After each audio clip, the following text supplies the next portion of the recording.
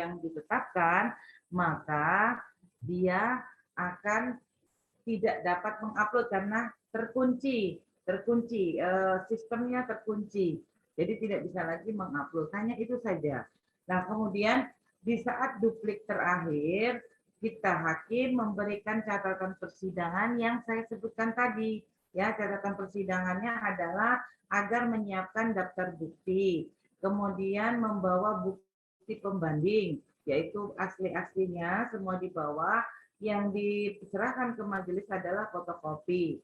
Nanti bukti-bukti ini kita verifikasi sesuai dengan asli atau sesuai dengan kopi. Nah, kemudian dari bukti itu kemudian kita minta dimaterai. Materai sekarang peraturannya adalah 10.000. Jadi satu alat bukti dimaterai 10.000. Bukan per lembar loh ya. Bukan per lembar, karena kalau per lembar mabok membayar biaya perkaranya. Jadi kalau misalnya satu bukti itu satu materai. Kemudian satu materai biasanya di tekniknya adalah kita tempel di bagian pojok kanan atas. Pojok kenapa? Logika berpikirnya di pojok kanan atas karena pojok kiri dan bagian kiri dari berkas itu nanti dibundel di klip, sehingga kalau materainya di sebelah kiri nanti tidak akan bisa terlihat untuk memeriksa berkas perkara. Jadi diusahakan dia di pojok kanan atas, kalau tidak di pojok bawah atas, di pojok bawah kanan, ya. Jadi di mana tempat yang kosong yang bisa dipasangkan materai. Fotokopi, ya, fotokopi bukti suratnya itu benar-benar fotokopi yang jelas, bisa terlihat, jangan terpotong. Kalau terpotong nanti disuruh majelis untuk mengulang, ya. Apa yang difotokopi, apa yang diserahkan ke majelis harus sama persis dengan bukti pembandingnya. Kalau tidak sama, misalnya terhapus huruf A saja, majelis akan meminta untuk diganti bukti itu. Ya. Nah, kemudian setelah diserahkan, diberikan arahan untuk diberi materai, kemudian diberi stempel pos, ya. Stempel pos itu nanti ditulis di situ, ditandatangani pada hari ini untuk pembuktian dan sebagainya. Itu ada stempelnya di kantor pos. Nah, nanti di kantor pos distempel, diberi tanggal sesuai dengan stempel pos. Nah, setelah itu barulah dia dapat diajukan sebagai alat bukti. Nah, kemudian setelah dia distempel, kita persiapkan bukti asli untuk pembanding, kemudian barulah kita susun, ya, teknik menyusun bukti. Ya, teknik menyusun bukti itu yang baik dan mudah dibaca oleh majelis, karena majelis teknik menyusun bukti itu juga akan mempengaruhi teknik kita membaca, apa majelis hakim melihat dan sebagainya. Ini kan tidak puyeng majelis hakim melihatnya kalau kita tersusun dengan rapi pada saat kita mengajukan bukti, ya. Nah, kita pertama diusahakan untuk bukti P1, T1, T2 intervensi 1 yang dijadikan bukti itu adalah objek sengketa. Ya, objek sengketa. Baru setelah itu bukti-bukti lain, terutama bukti yang menyangkut eksepsi terlebih dahulu. Eksepsi misalnya mengenai kepentingan, tenggang waktu, kalau kepentingan mungkin kepemilikannya, ya. Kemudian tenggang waktunya, mungkin tenggang waktunya itu mengenai surat menyurat, upaya administrasi. Nah, itu diurutkanlah dengan baik, ya. Kita kuasa hukum itu harus paham isi gugatan kita, misalnya gugatan kita itu beruntut. Poin 1 sampai dengan poin 30, poin 1 sampai poin 10 itu tentang efek, mungkin tentang formal gugatan, yang 10 sampai 11 sampai mungkin 25 itu tentang pokoknya, positanya, ya. Baru yang 5 ke bawah mungkin petitumnya, ya kan. Nah, itu susunlah bukti-bukti itu sesuai dengan urutannya itu, ya, sehingga bagus, rapi, ya, karena kita peradilan administrasi berusaha untuk tertib administrasi. Jadi posisinya menyusun, ingat itu lebih baik walaupun itu tidak wajib ya, tidak wajib. Tetapi alangkah baiknya apabila disusun secara bagus sehingga lebih rapi, kemudian membacanya mudah. Pada saat pihak menginsaga juga mudah. Insaga tahu kan, insaga adalah membaca berkas. Nah, pada saat kalau para pihak tidak sempat untuk melakukan pemeriksaan berkas di persidangan, maka kita majelis hakim memberikan hak kepada para pihak untuk melakukan insage.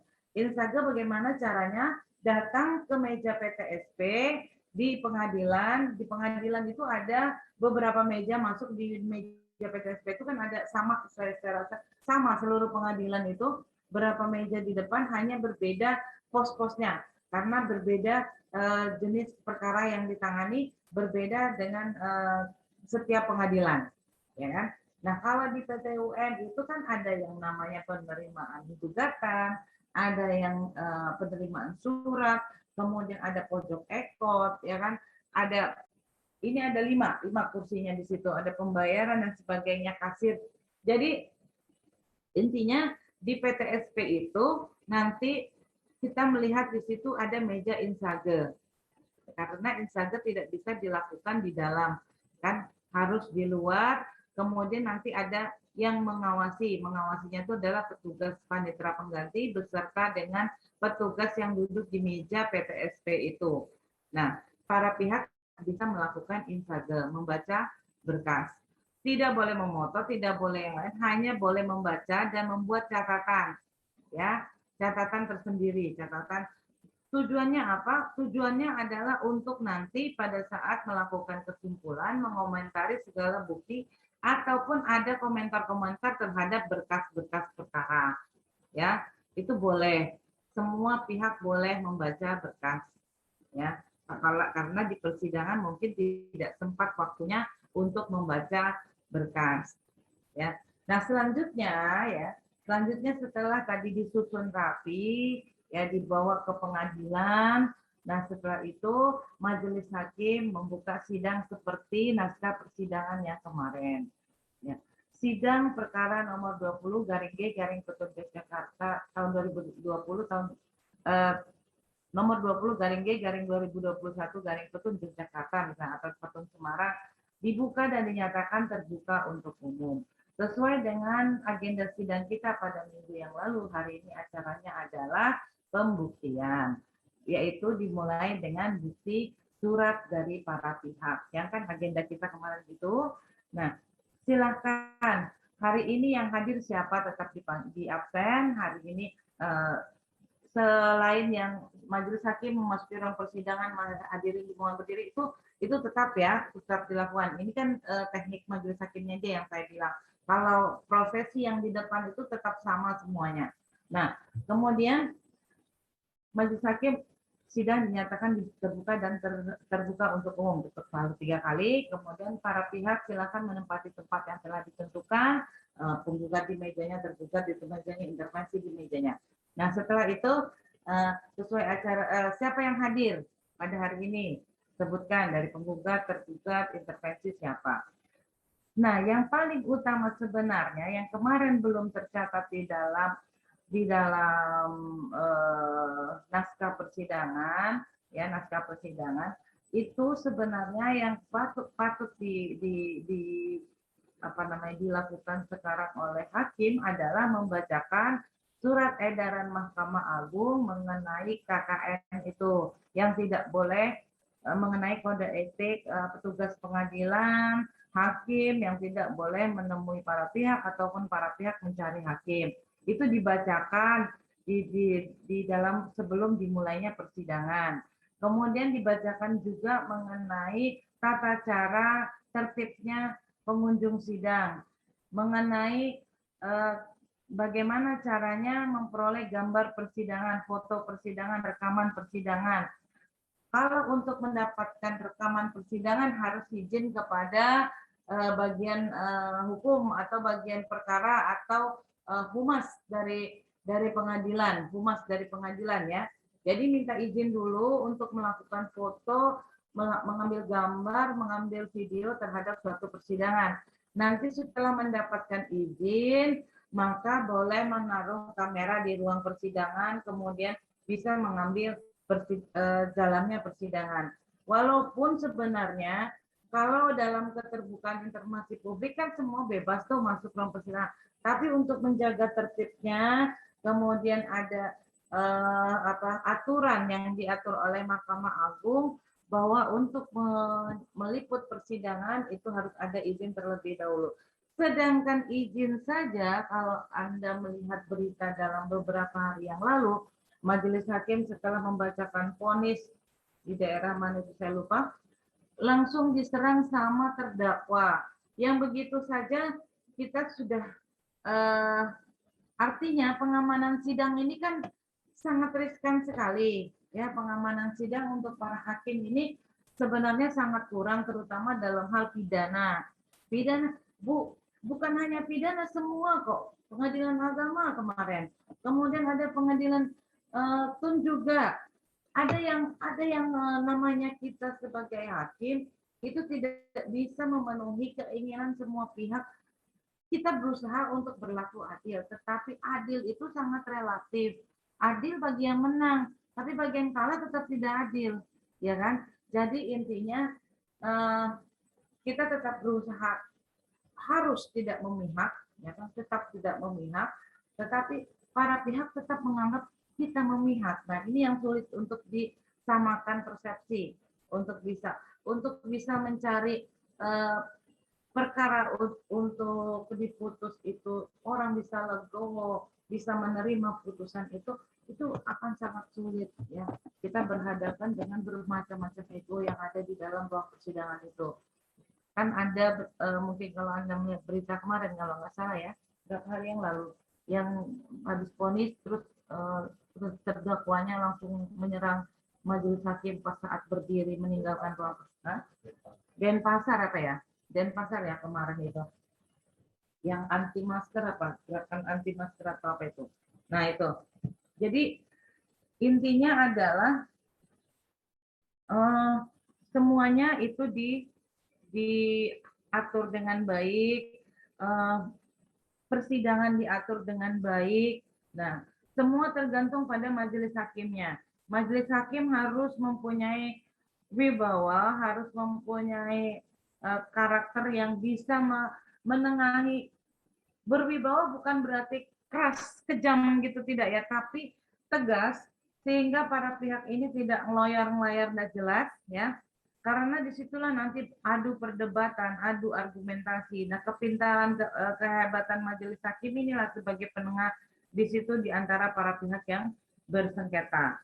Nah, setelah kita bacakan tadi aturan-aturan bagaimana cara memvideo, bagaimana cara persidangan, bagaimana apa kita sesuai ada itu. Jadi di meja majelis hakim itu ada berbagai surat edaran yang akan kita bacakan pada saat persidangan sebelum dimulai, ya.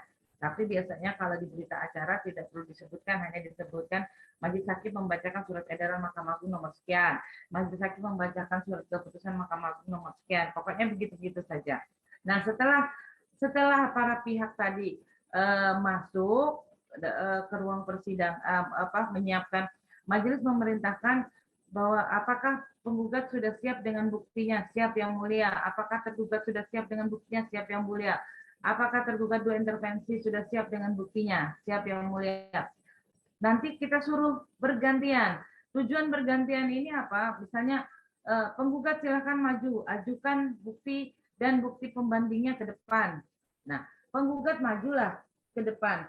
Tergugat dan tergugat dua intervensi maju juga ke depan. Untuk apa? Untuk melihat bukti yang diajukan oleh penggugat. Demikian juga sebaliknya pada saat bukti yang diajukan oleh tergugat, penggugat pun maju untuk melihat bukti tersebut, untuk membuat catatan-catatan. Kalau tidak sempat nanti baru dilakukan insage yang saya katakan tadi. Nah, setelah itu ya, daftar bukti yang 6 eksemplar tadi diserahkan kepada majelis hakim, aslinya dimasukkan ke dalam berkas perkara, Sisanya dibagikan kepada para pihak, baik itu penggugat, tergugat, intervensi dibagikan majelis hakim 3, penggugat, tergugat, intervensi, dan berkas perkara yang aslinya. Jadi dibagikan ini daftar buktinya aja loh ya, bukan buktinya, daftar bukti. Bagaimana teknik menyusun daftar bukti? Teknik menyusun daftar bukti itu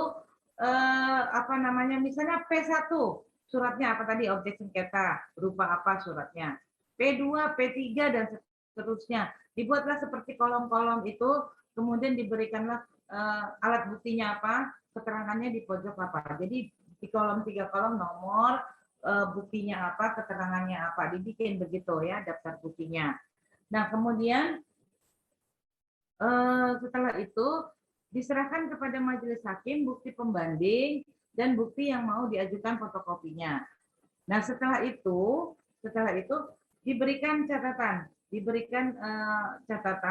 misalnya sesuai dengan asli, sesuai dengan fotokopi, sesuai dengan print out dari internet, sesuai dengan print out dari komputer, macam-macam ya, sesuai dengan macam-macamnya.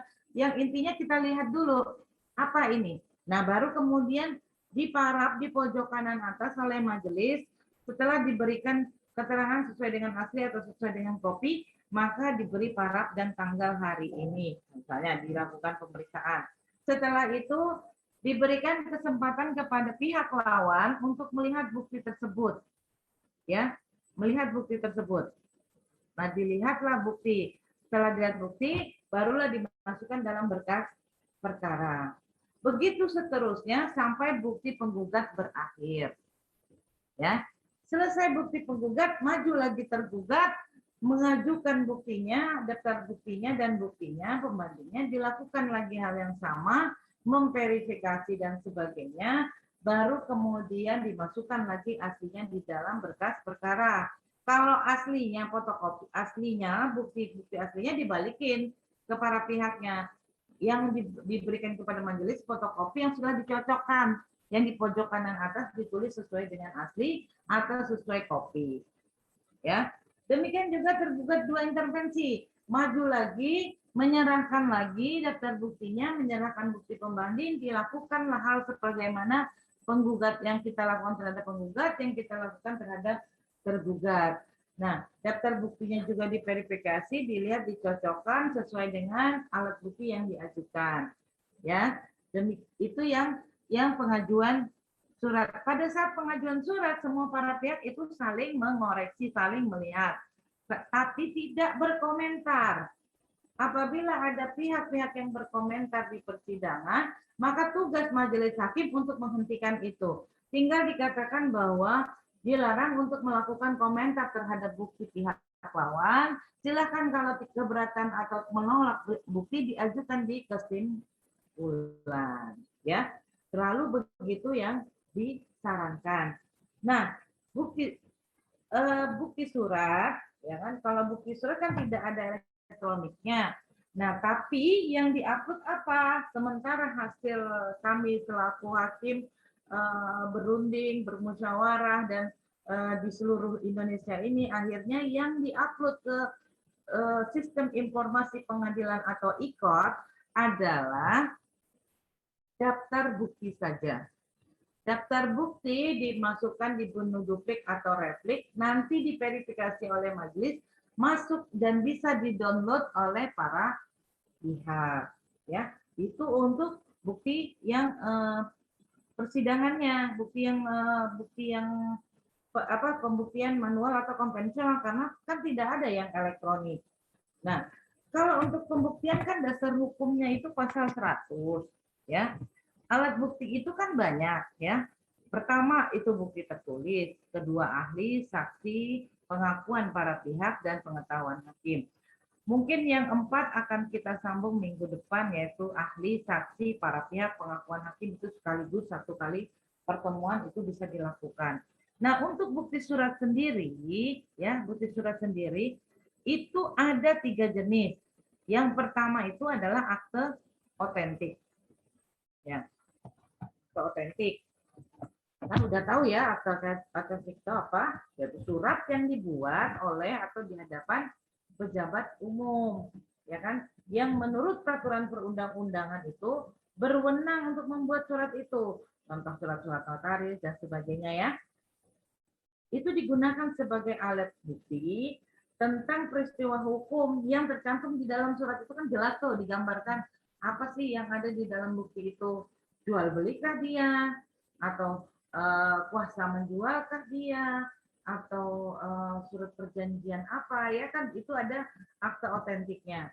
Kemudian akta di bawah tangan, ya, yaitu akta surat yang dibuat atau ditandatangani oleh pihak-pihak yang bersangkutan dengan maksud untuk digunakan sebagai alat bukti tentang peristiwa atau peristiwa hukum, ya.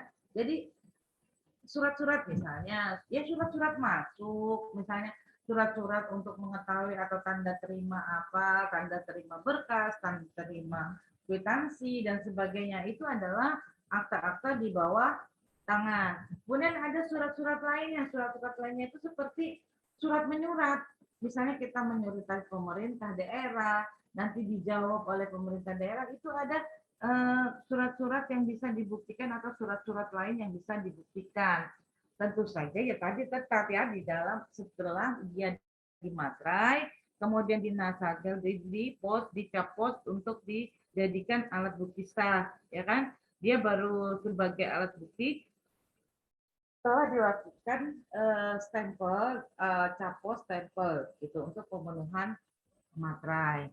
Nah, kemudian bagaimana dengan sistem yang sekarang nih? Kan sekarang ini sistemnya banyak elektronik, Ya. elektronik, CCTV, CD. Gimana caranya? Tentunya nanti kita bicara itu disambung dengan ahli. Ya, ada ahli yang menerangkan keaslian daripada rekaman, ya kan? Nah, CCTV misalnya, CCTV kan bisa diedit, ya. Kecanggihan ilmu sekarang itu CCTV itu bisa diedit. Nah, kita melihat ada ahli IT yang dipanggil untuk ahli untuk didengar keterangannya nanti mengenai bukti-bukti yang sifatnya elektronik begitu.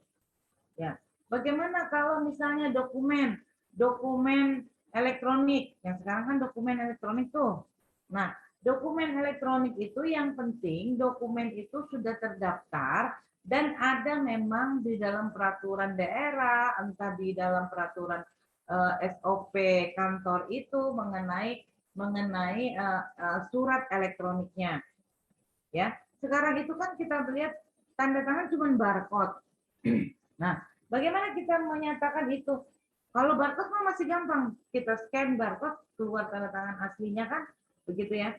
Nah, jadi kita bisa melihat, oh iya benar ini mungkin sesuai dengan aplikasi seperti contohnya SIAP, yang Sistem Informasi Administrasi Kependudukan. Nah, sekarang itu kan mendaftarkan kependudukan itu kan pakai online. Dari rumah kita daftar atau SKCK dan sebagainya kita daftar dari rumah, baru kita tinggal membayar melakukan transfer di virtual langsung keluar. Nah, bagaimana kita mengetahui prosesnya? Sedangkan itu dilakukan oleh IT, sistem komputer. Nah, nanti dilihat dari aplikasinya itu. Aplikasinya itu terdaftar atau tidak di negara kan ada hak pembayaran aplikasi, hak cipta dan sebagainya itu sudah terpenuhi belum oleh di pemerintahan, ya. Jadi ada panduannya untuk bisa mengeluarkan belangko yang sesuai dengan elektroniknya, misalnya tadi itu pengadaan barang dan jasa. Sekarang kan tidak ada lagi yang pengumuman lelang dan sebagainya secara hard copy gitu ya. Tidak ada. Semuanya soft copy yang langsung ada di komputer. Nanti para pihaknya bawa komputernya terus ditunjukkan ke majelis, ini loh dokumennya, dokumen lelangnya, ini dokumen dari pemerintahan, kita tinggal entry data terus keluar. Nah, itu dijelaskanlah kepada majelis hakim oleh kuasa hukumnya. Tetapi nanti tidak serta-merta begitu saja, tetapi harus didukung dengan para ahli. ahli dalam bidang yang diajukan. Ya. Sampai di bukti ada yang mau ditanyakan? Ada yang mau ditanyakan? Mbak Agustin, kalau saya mau share berita acara gimana?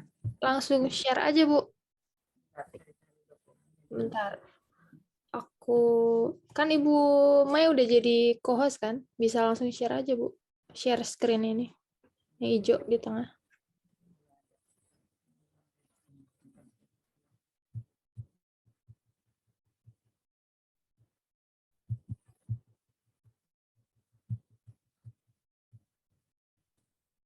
Nah, ini salah satu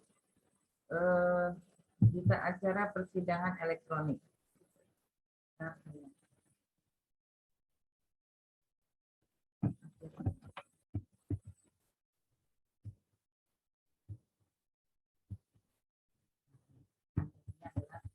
Bukti. Ya.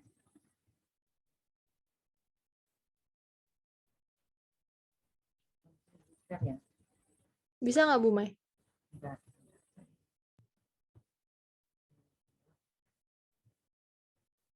Share screen ya. Yup, betul. Nah, kelihatan? Kelihatan, Bu. Nah, ini adalah salah satu contoh berita acara persidangan, ya, berita acara persidangan bukti. Silakan dilihat, ya, dilihat, dibaca.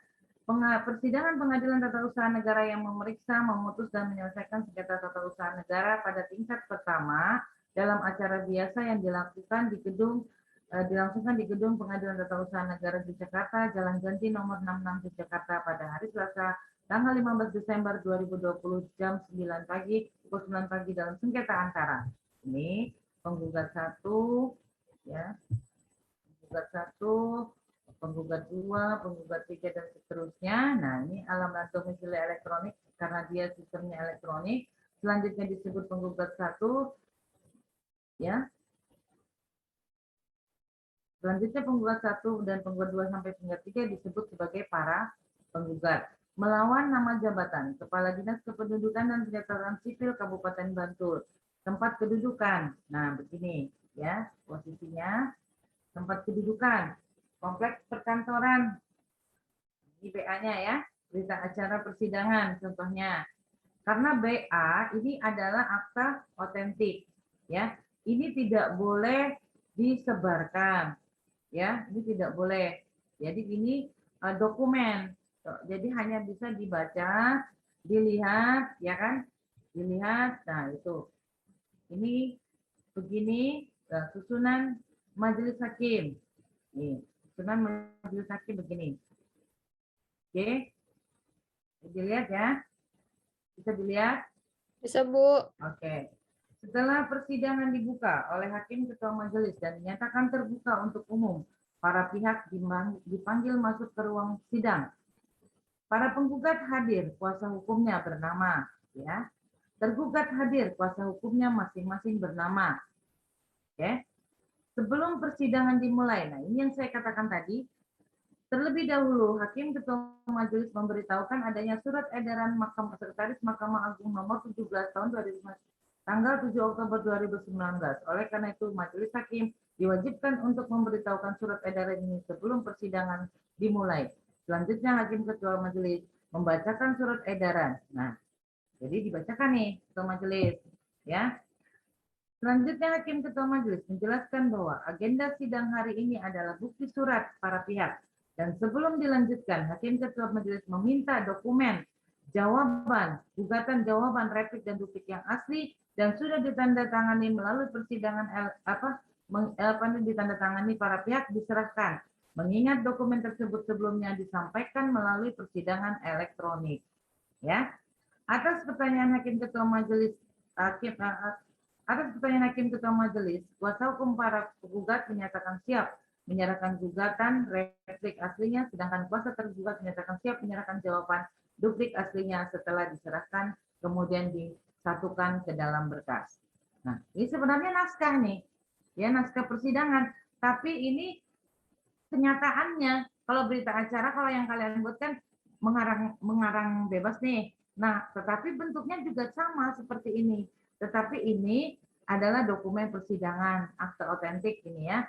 Nah, kemudian Hakim Ketua Majelis menanyakan kepada pihak para penggugat dan pihak tergugat, apakah telah siap dengan bukti surat.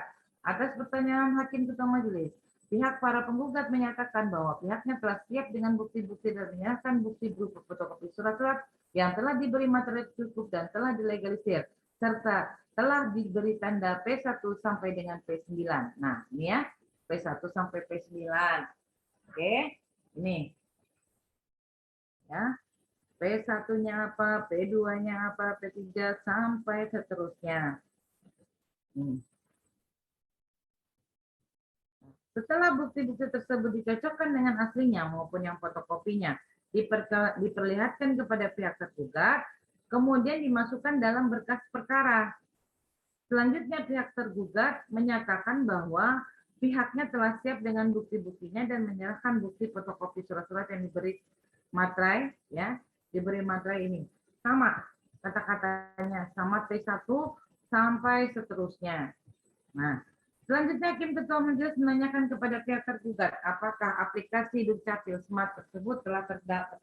Nah, ini, yang ini saya katakan tadi, bagaimana kalau sistemnya itu dia ternyata online, mendaftar ini kan Dukcapil ya, sistemnya online.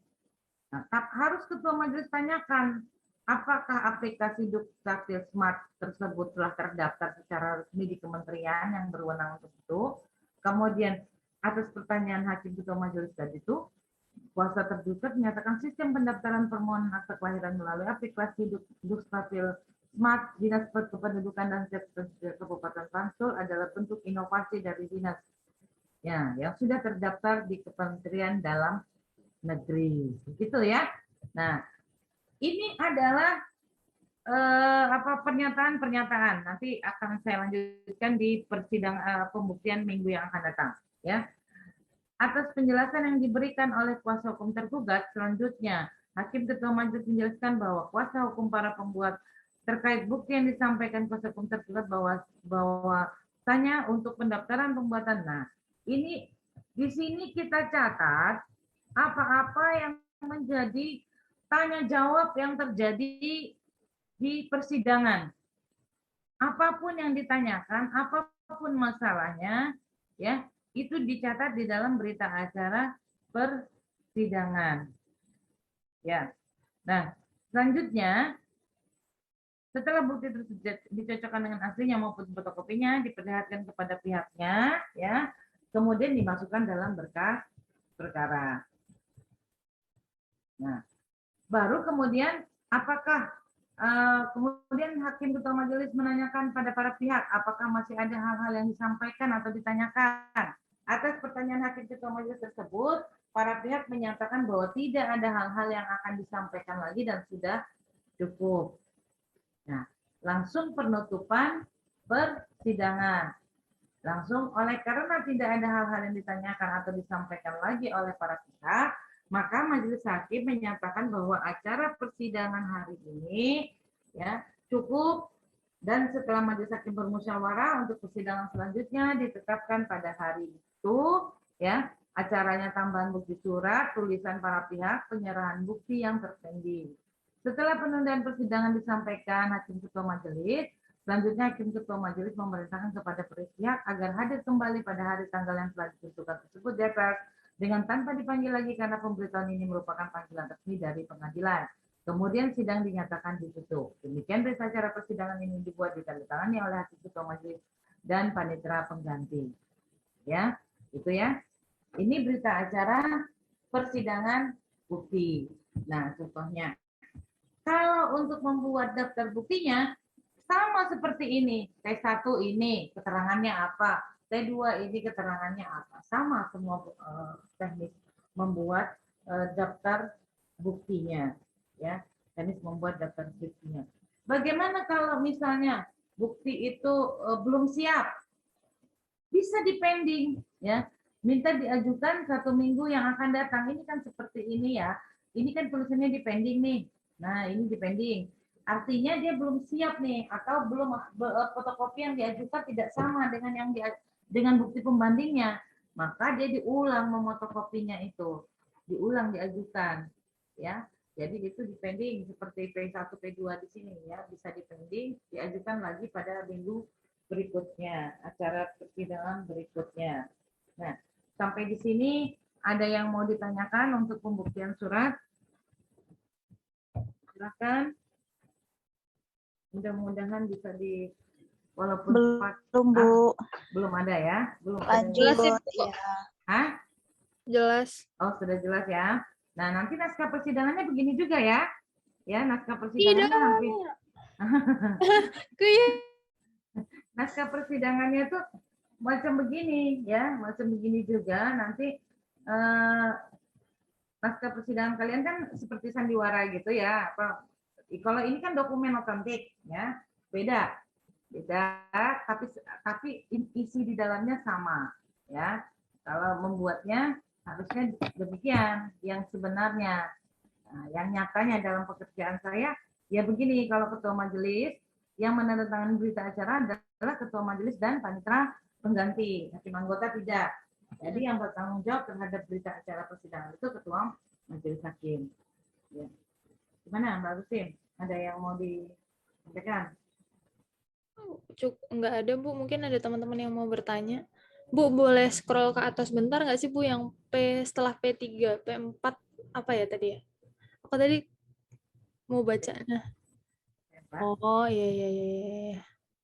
Mohon silsilah keluarga. Oh, ini dimasukin juga, Bu, kayak gini-gini? Lah, ini kalau tergantung perkaranya kan? Oh, oke. Ya, tergantung perkaranya. Jadi ini tapi tidak, maksudnya ini untuk menentukan dia punya kepentingan nggak? Nah, misalnya nih, yang gugat cucu, ya kan? Yang gugat cucu, padahal masih ada om dan tantenya, ya kan? Anak dari si nenek, harta nenek, kan gitu. Kenapa yang gugat cucu? Untuk menentukan bahwa apakah dia ada kepentingan dalam hal ini. Harusnya yang punya kepentingan siapa? Yang punya kepentingan kan anak-anaknya, ya kan? Nah, ya derajatnya berarti ya Bu.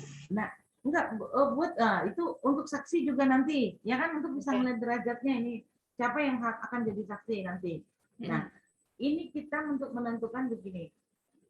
Kalau misalnya ini waris nenek, ya kan, nenek. Tapi ternyata orang tua kita ini beli dari nenek itu. Anak ada 7 misalnya. Ini nenek, anak 7.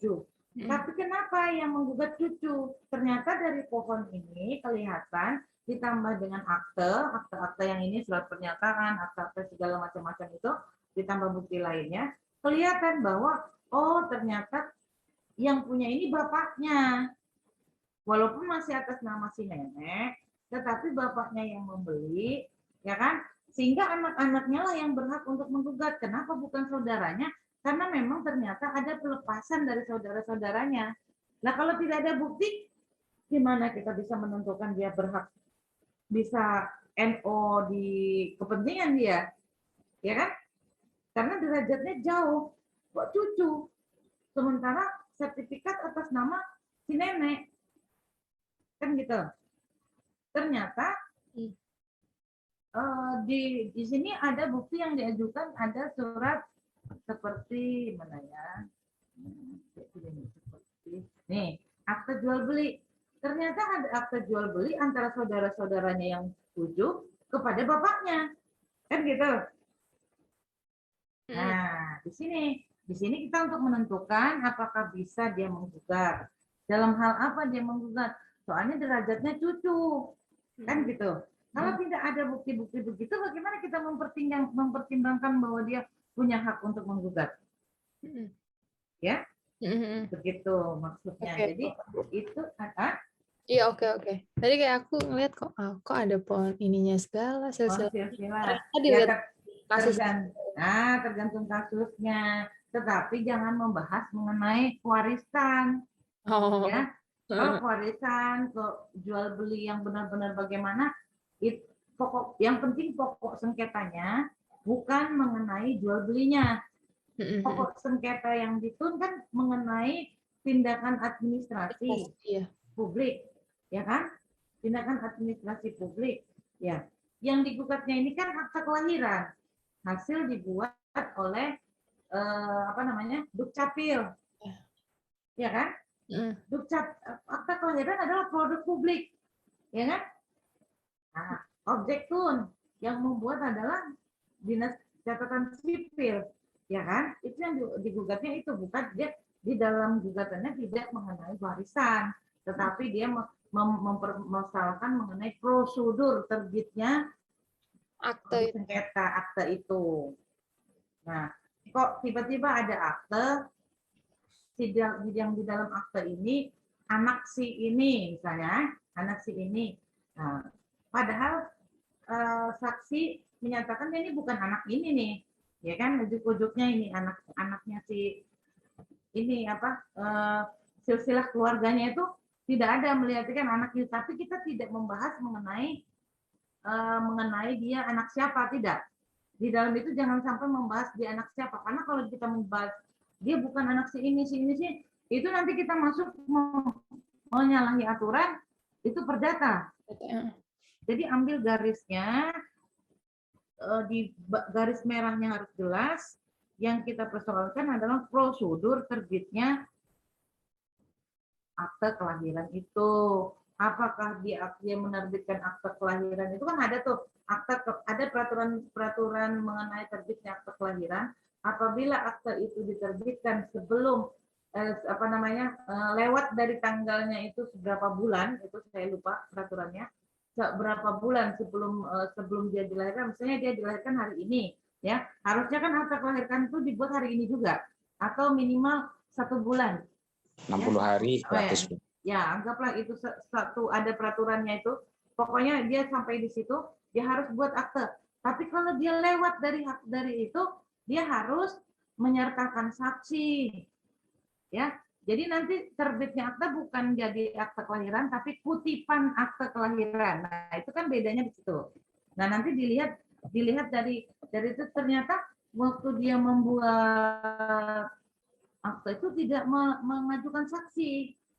Saksi yang ingat, saksi yang dihadirkan adalah saksi yang mengetahui kelahiran dia kan, bukan saksi yang ujuk-ujuk tetangganya, tapi dia tidak tahu asal muasal ini siapa deretannya dia, tapi tahu asal muasalnya dia anak siapa dan sebagainya.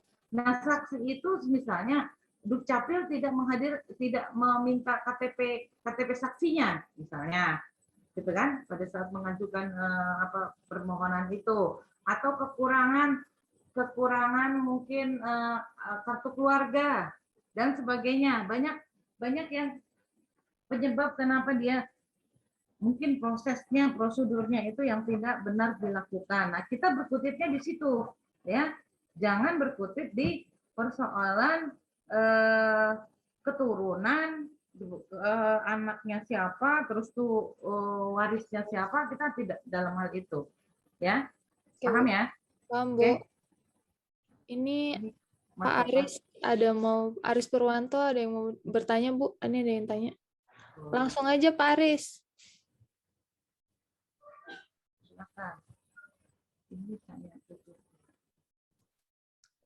Apakah dalam dengan apa yang disampaikan di persidangan? Atau saya aja yang bacain ya, Bu? Mungkin. Oh, ada di ini ya, di jadi izin bertanya Ibu, apakah dalam penulisan berita acara harus sesuai dengan apa yang disampaikan dari persidangan? Ataupun apakah boleh dituliskan dengan bahasa hukum si penulis itu sendiri terkait berita acara dengan tujuan supaya lebih simpel dan mudah dipahami, Ibu? Terima kasih. Ya, jadi berita acara itu apa yang terjadi di dalam persidangan, tetapi dituliskan dengan format bahasa hukum. Tujuannya adalah lebih mudah dipahami. Ya benar, ini. Jadi semuanya ini jadi memang harus apa yang terjadi di persidangan. Tetapi masa sampai kita misalnya ada yang berantem terus dimasukkan di acara persidangan juga tidak. Ya kan? Jadi ya Ya, Bu. Konflik. Ya kan? Nah, diatur juga mana yang yang memang harus dan wajib ada. Ya kan? Yang kira-kira tepat lah. Kalau berdebat misalnya kalian buat nih, kayak contoh sidang kasus yang kayak di TV lah, yang rame-rame, yang sering disampaikan di TV, misalnya kasus yang kopi apa itu, kopi Vietnam itu kalau dibuat berita acara sidang, terus terjadi perdebatan dibuat berita acara sidang, KO yang penganitranya membuat, ya kan? Jadi ambil kesimpulannya saja, tetapi tidak menghilangkan apanya tuh peristiwa hukumnya, ya. Peristiwa hukumnya tetap ada, simple, tujuannya terpenuhi. Jadi begitu. Ini siapa namanya, Pak? Yang bertanya? Pak Aris Purwanto. Pak Aris Purwanto. Ya, Pak Aris, Bu. bagaimana Pak Aris? Siap, Bu. Ya, Bu. Ya, tapi jangan yang berantem-berantem dibuat ya. Cukup mengerti, Bu. Ya, Ya, jangan ya. nanti para pihak Karena datang. biasanya itu kan kalau penulisan itu kan sesuai bahasa kita, Bu. Karena kalau harus sesuai dengan apa yang diucapkan di pengadilan kan terlalu banyak sekali yang kita perlu tuliskan. Bu. Karena cepat banget, Bu, ininya. Iya. Prosesnya itu kayak cepet banget. Gitu. Iya, tidak. Jadi panitera matilah panitera mencatatnya kalau sampai harus semua sedetail mungkin. Jadi ambil pokoknya yang kena hukumnya, peristiwa hukumnya. Tapi jangan membuang peristiwa hukumnya ya. Jadi ada filter, jadi sama-sama ya, Bu, siap. Ya, majelis hakim tetap merekam juga, posisi bukan merekam di otak ya. Merekam di otak. Jadi PP juga merekam karena kemampuan PP kan juga terbatas, dia sendiri majelis 3. Jadi kan pada saat dia membuat ada yang kekurangan yang dia buat, maka majelis hakim inilah yang melengkapinya, menambahi. Oh Pak, ini kurang, yang tadi ada peristiwa hukum yang belum dibuat, ada yang begini-begini. Jadi majelis hakim, kenapa di situ ada yang bertanda tangan, walaupun yang bertanda tangan itu adalah ketua majelis, tetapi anggota 1 dan anggota 2 tetap harus membaca, karena kan kita tidak bisa mencerna satu-satu. Misalnya contoh aja ya, berita acara saksi. Misalnya hakim anggota 1 bertanya. Nah, kalau berita acara ini hanya dikoreksi oleh hakim ketua majelis, mana bisa hakim ketua majelis merekod apa yang ditanyakan hakim anggota 1, hakim anggota 2, ya kan, walaupun ada catatan, tidak akan mampu. Jadi pada saat begitu berita acara sudah dari panitera pengganti, kalau saya ketua majelis biasanya saya lakukan setelah saya dari panitera pengganti, biasa saya share dulu ke anggota 2, anggota 2 naik ke anggota 1, anggota 1 baru ke saya. Terakhir baru saya kembalikan ke PP-nya setelah dilakukan editing. Ya, gitu. Itu teknik ya, kami di majelis hakim. Ya, jadi gitu Pak ya. Kalau semua misalnya majelis hakim ditendang oleh ini kan repot tulisannya di berita acara, maksudnya kayak gitu ya. Jadi atau majelis hakim disangkal atau pertanyaan. Tapi kalau yang kayak tadi yang saya ada pengakuan para pihak yang saya catat di berita acara terakhir, memang itu kami cantumkan karena memang itu nanti masuk di pembuktian. Jadi kami akan melihat di pertimbangan hukumnya. Kalau pertimbangan hukumnya kami penting memasukkan itu, maka di berita acara akan kami masukkan. Kami indikan gitu ya, di misalnya yang tadi kan ada pernyataan dari penggugat, ada pernyataan dari tergugat. Nah, itu adalah nanti masuk di pertimbangan hukum putusan. Begitu. Pak Purwanto. Mudah-mudahan kuat ya. Iya, Bu. Terima kasih, Bu. Sama-sama. Yang lain? Ada yang bertanya? Teman-teman yang lain? Sembari menunggu yang bertanya ya Bu, saya ingetin buat presensinya udah dibuka di LMS, jangan lupa nanti dibuka sampai jam 1. Takutnya nanti bisa dicek-cek mungkin setelah ini. Ya. Hari Sabtu depan juga kita jam 9 juga ya. Oke. Biar enak, biar cepat selesai. Iya. Jadi kita Sabtu depan itu saksi, ahli, pengakuan, pokoknya habis pembuktian lah, ya. Pembuktian habis, baru naskah yang diminta oleh Bu Siska ya, membuat naskah persidangan tadi. Persidangan bukti. Bu, izin bertanya, Bu. Boleh, ayo. Bu Mai, Ya, siapa izin ini? bertanya. Kemarin kan kita sudah menayangkan tentang naskah persidangan itu, Bu. Ada beberapa contoh. Nah, untuk cara menyusun naskah persidangan itu yang benernya gimana sih, Bu? Dari beberapa contoh kemarin tuh yang menurut Ibu tuh nyerempet, oh kalau cara bikin naskah sidang tuh memang yang seperti ini gitu. Dari beberapa contoh yang kemarin kan ada yang disusun kayak paragraf, ada yang disusun kayak Kotak-kotak. punya saya Kotak-kotak. kotak-kotak kayak gitu. Nah, yang benar itu gimana sih? Kan ini untuk melanjutkan tugas besok nih, Bu. Jadi kita biar enak cara membuat naskah persidangannya itu yang baik dan benar itu yang gimana gitu. Yang mudah dipahami juga gitu. Ya, jadi begini Mbak. Jadi begini Mbak ya. Naskah persidangan ini kan tidak diperlukan di dalam berkas. Ya. Itu perlu kami garis bawahi ya. Ya, perlu kalian ketahui. Ya, naskah persidangan itu adalah untuk kalian belajar doang. Paham? Siap, Bu. Ya, paham ya Mbak. Jadi iya Bu. Jadi naskah persidangan itu untuk kalian belajar. Intinya gini, bagaimana kalau kalian jadi hakim? Bagaimana kalau kalian jadi panitera pengganti? Atau bagaimana kalau kalian sebagai penasihat hukum atau sebagai tergugat maupun penggugat atau tergugat dua intervensi? Itu kan bagaimana kalian? Jadi tidak bisa saya memberikan format bagaimana sebaiknya, bagaimana caranya kalian saja memahami yang mana yang paling enak sebenarnya. Kalau saya pribadi karena ini bukan naskah persidangan, ini bukan dokumen persidangan, ya. Ini hanya untuk kalian belajar. Kalau saya lebih mudah yang kayak Pak Sari Pudin ya. Ya. Siap, nah itu. Nah, kalau misalnya ada orang yang suka kotak-kotak karena apa sudah ada kayak itu kan skrip tanya jawab. Jadi ketua majelis bilang begini, hakim anggota satu bilang begini, hakim anggota dua bilang begini, penggugat bilang begini, tergugat bilang begini, misalnya begitu. Itu kan sandiwara. Namanya naskah kan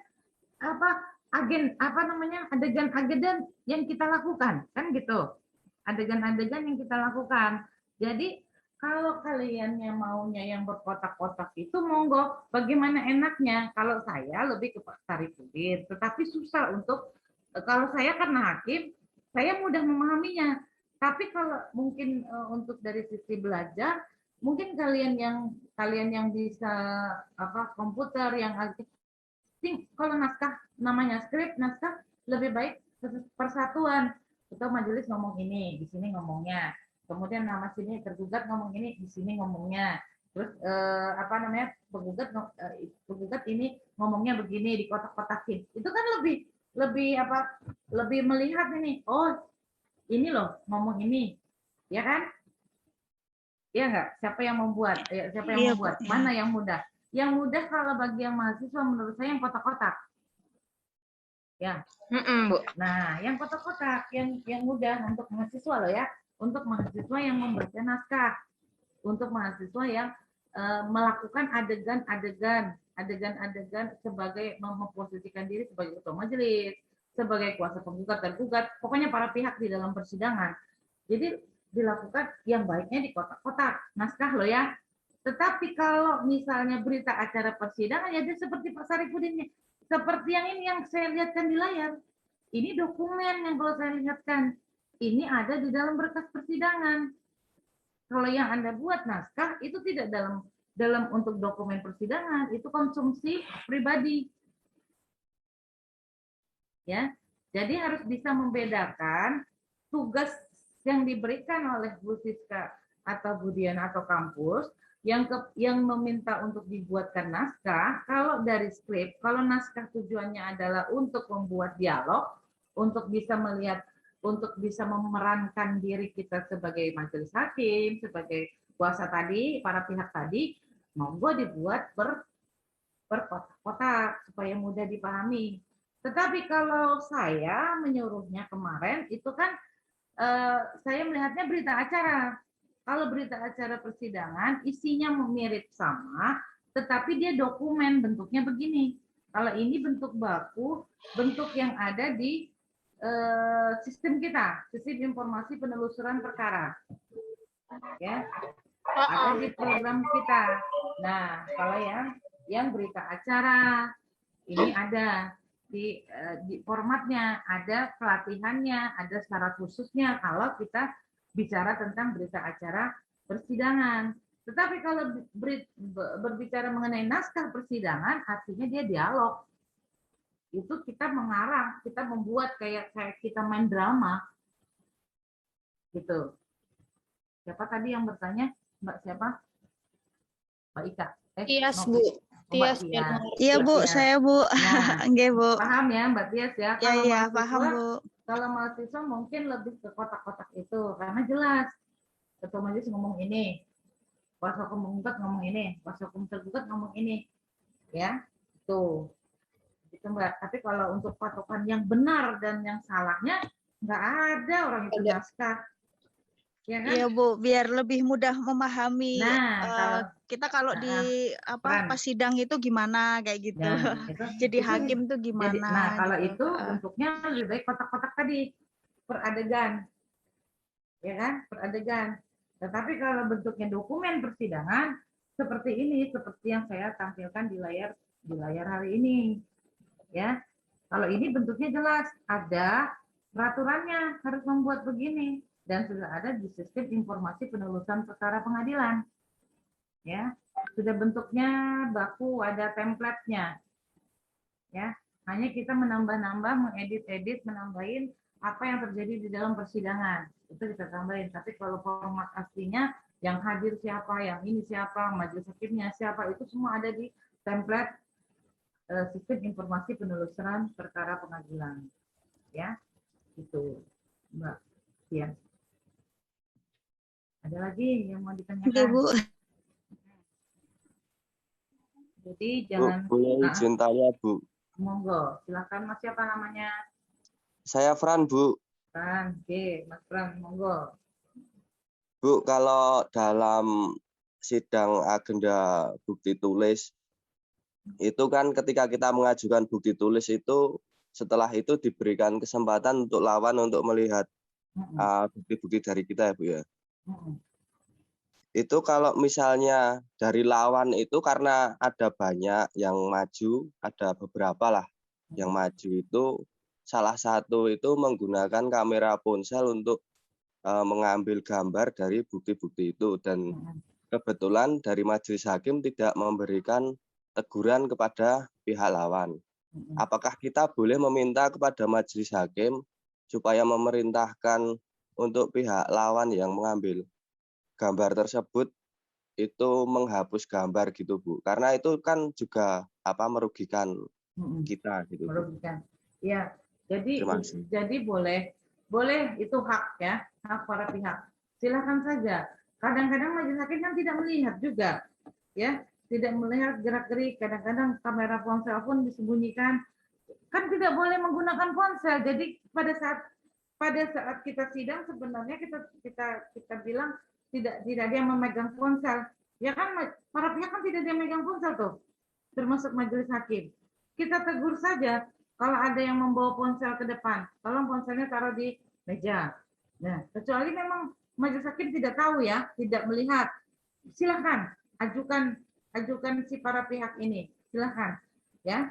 Jadi kalau memang mau begitu, hapus saja, suruh majelis menghapus bisa, ya. Majelis minta tolong ini sudah difoto agar ditunjukkan aja, ditunjukkan ponselnya, kemudian dilihat bagaimana ponsel disuruh menutup ponselnya agar dia dihapus ya. Tapi di depan majelis persidangan biar semua melihat bahwa mereka menyalahi. Kan harusnya mengambil gambar, mengambil video, itu kan ada peraturan Mahkamah Agung yang menentukan harus lapor dulu bagi siapa yang, dan itu bukan para pihak loh ya. Para pihak tidak boleh. Para pihak kan tidak ada yang membawa HP tuh. Paling rekaman ya, merekam menaruh di situ, dia merekam suara. Merekam suara kadang-kadang kan kita nggak tahu ya, dia pencet HP di bawah, dia rekam suara. Kalau rekam suara kan kita nggak tahu Tapi kalau memang ada tahu pihak yang keberatan, boleh. Silakan saja ajukan ke majelis. Karena kemarin tuh ada beberapa persidangan di petunjuknya juga begitu. Jadi ada yang diminta untuk dihapus. Ya, begitu Mas. Siapa namanya? Trans, Bu. Mas Frans. Mas Frans, bagaimana? Terima kasih Bu, sudah paham Bu. Oke, yang lain? Apa yang mau ditanyakan? Monggo, kalau ada.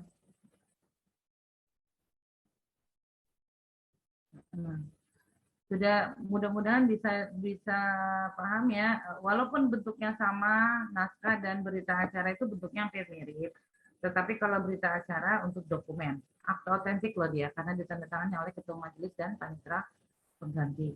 Tapi kalau naskah persidangan kan hanya untuk main-main, untuk kita belajar lah, saling belajar untuk teknik bagaimana menjadi hakim, bagaimana menjadi kuasa hukum.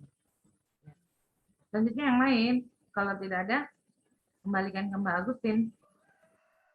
Ada suara ayam. Udah ya. Teman-teman mungkin masih ada yang mau bertanya atau berarti ini besok untuk tugas yang minggu depan ngelanjutin ini ya, Bu? Silakan naskah persidangan kan yang disuruh oleh Bu Siska ya. Kalau saya tidak memberikan tugas, tapi tentang pembuktian ya. Nanti saya koreksikan saja. Oke. Koreksikan di tanggal berapa sih ya? Di minggu ya, Bu? Hah? Hari Minggu kan ya? Hari Minggu besok. Hari Minggu itu nanti tanggal... Kan saya harusnya buktikan sampai hari Minggu ya. Hari Minggu bukti. Tapi bukti kan saya habisin di Sabtu aja. Itu naskah persidangan yang terakhir. Yang terakhir itu mengoreksi naskah persidangan sebentar hari Minggu.